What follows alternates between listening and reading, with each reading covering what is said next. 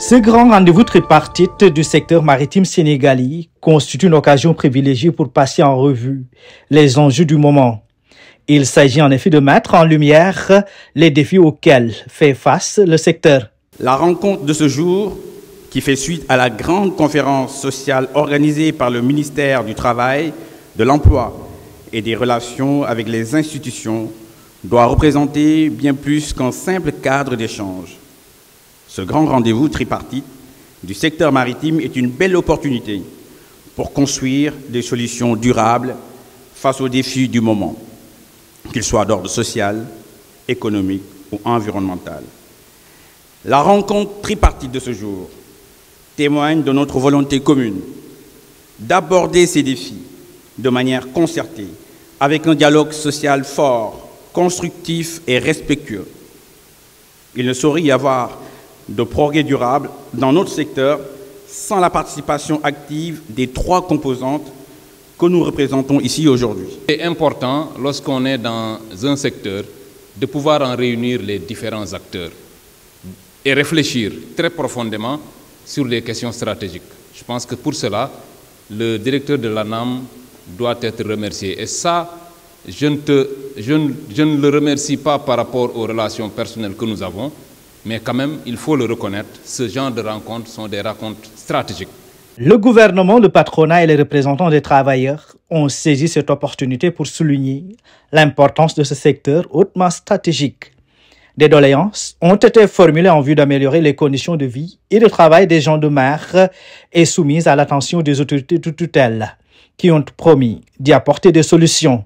La création d'une académie maritime nationale intégrant l'innovation pédagogique, la modularité des formations et une gouvernance inclusive entre acteurs privés et publics.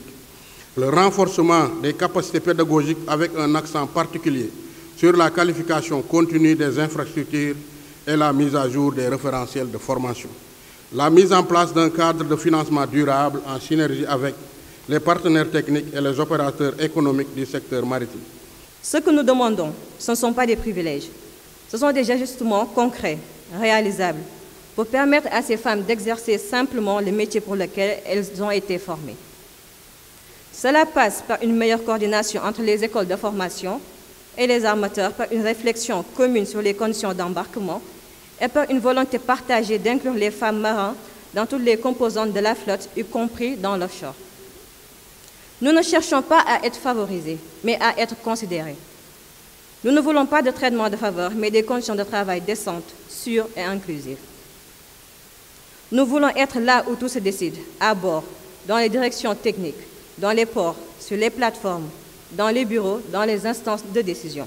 Je voudrais rassurer les participants sur l'attention qui sera portée aux résultats de nos travaux et rendre compte sur l'avancement de quelques chantiers que nous avons déjà engagés de manière inclusive et que nous entendons finaliser dans les meilleurs délais.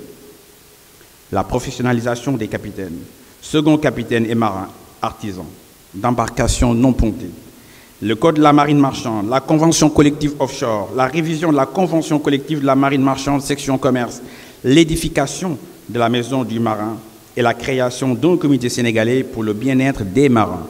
Le grand rendez-vous tripartite s'inscrit dans le cadre des préparatifs de la 6e édition de la Journée internationale des gens de mer, célébrée le 25 juin autour du thème « Mon navire sans harcèlement ». Un dialogue constructif et inclusif s'est déroulé dans une atmosphère positive, augurant des lendemains meilleurs pour le secteur maritime.